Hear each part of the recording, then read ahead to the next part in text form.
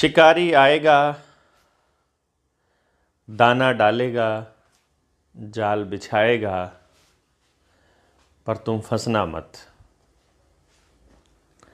ऐसी बातें कह कह कर जब पक्षियों को सुनाते हैं हम लोग कि तुमने फंसना नहीं है, लेकिन जो लालची लोग हैं, जो दूरदर्शी नहीं हैं, जो थोड़े समय का देख पाते हैं, या जो अभी केवल दाल रोटी के चक्कर में ही उलझे हुए हैं या उनको उलझा रखा है, वो नहीं समझ पाएंगे। मैं उन पक्षियों का कंपैरिजन है वो ऐसे लोगों से कर रहा हूँ जो केवल दाने के लिए वहाँ पर फंस जाते हैं। वो नहीं समझ पाते हैं कि हमारे जो पूर्वज हैं वो भी इसी तरह से फंसते आए हैं और कटते आए। यहाँ एक चीज़ आपको समझना होगा, जो इस देश को डिजिटल बनाने की दिशा में काम चल रहा है, हर चीज़ को डिजिटलाइजेशन की तरफ धकेला जा रहा है। चाहे आपकी खरीदारी हो, चाहे आपकी पढ़ाई हो, चाहे आपकी नौकरी हो, चाहे आपकी खेती के बीज हों, चाहे आपको खेती के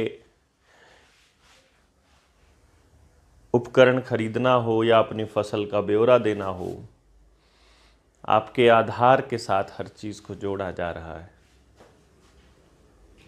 अभी एक नया प्रोपेगेंडा आया है जिसका नाम इन लोगों ने रखा है आयुष्मान कार्ड।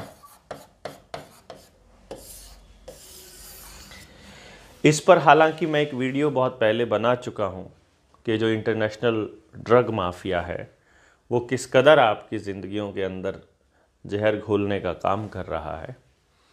और उस चैनल पर जब आप जाएंगे, निडर इंडिया के चैनल पर, वहाँ प्ले लिस्ट के अंदर न्यू वर्ल्ड ऑर्डर से संबंधित वीडियोस की एक प्ले लिस्ट है, उसमें एक वीडियो में मैंने जिक्र किया हुआ है।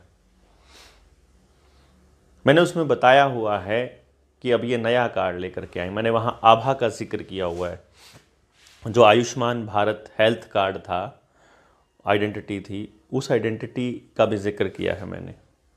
वहाँ मैंने ये भी बताया है कि वो तरह तरह से आएंगे, चाहे आपका वैक्सीन का सर्टिफिकेट हो, चाहे आपके आयुष्मान कार्ड हो, चाहे आपका आभा कार्ड हो, चाहे आपका लेबर कार्ड हो, चाहे आपकी रजिस्ट्रेशन हो, और फिर फैमिली आईडी।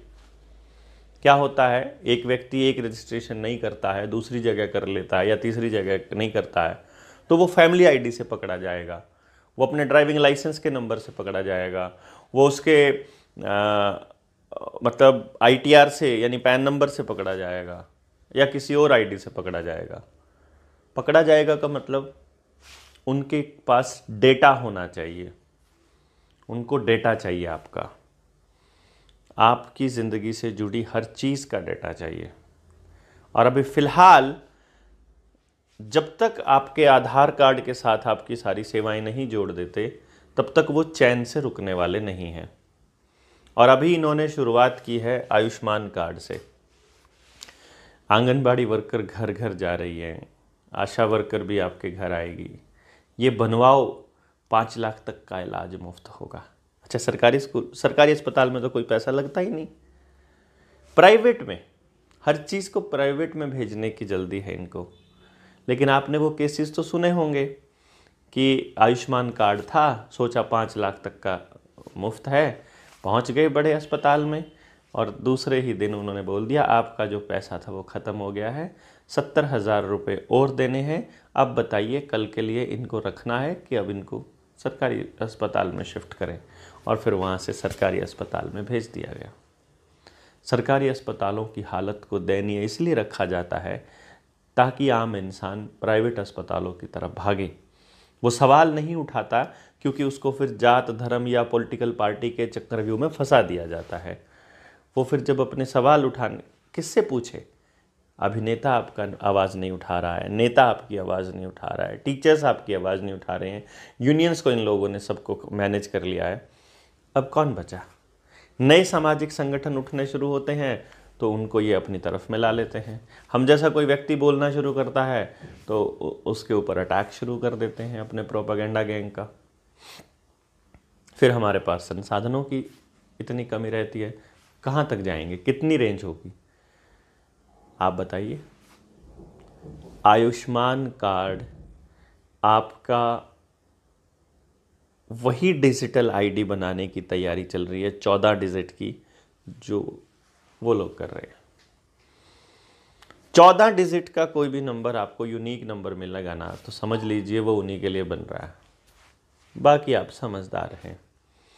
जिस प्रकार से आपने वोटर कार्ड को नहीं जोड़ा, जिस प्रकार से आपने इनका आयुष्मान भारत कार्ड नहीं बनवाया, आप लेबर कार्ड भी नहीं बनवाए, आपने ये जो वैक्सीन का सर्टिफिकेट भी अगर आपने नहीं बनवाया, तो अब ये लोग आपका आयुष्मान कार्ड बनाने आ रहे हैं।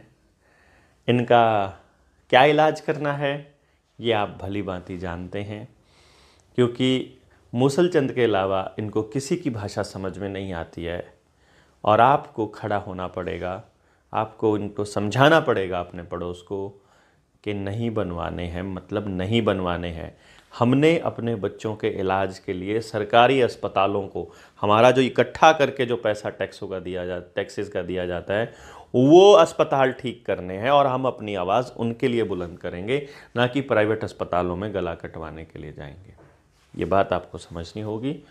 आज बहुत ध्यान से आपको इस बात को समझना है और अपने लोगों को समझाना है कि ये आयुष्मान कार्ड वहीं जा रहे हैं डिजिटलाइजेशन की तरफ, फेशियल रिकग्निशन की तरफ, आर्टिफिशियल इंटेलिजेंस की तरफ, सारी सर्विसेज को आधार के साथ जोड़ने की तरफ, और फिर उसके बाद कंपल्शन का वही दौर शुरू होगा जो कुछ रोज़ पहले था। आपने G20 की समिट अगर आपने देखी हो गौर से, तो वहाँ पर कोने में लिखा हुआ था वन वर्ल्ड गवर्नमेंट समिट। वो वही बात है, नाटो आ रहा है, नाटो की आर्मी आएगी, इस देश की आर्मी को आर्मीलेस किया जाएगा, आर्मी ख़त्म कर दी जाएगी और नाटो की आर्मी ही रहेगी। और फिर वर्ल्ड गवर्नमेंट का क्योंकि सबसे ज़्यादा जनसंख्या भारत की है, तो भारत के प्रधानमंत्री को उसका प्रधान बना दिया जाएगा, तो खुश हो जाएंगे भक्त लोग। लेकिन असली टारगेट तो उन्हीं का चलेगा।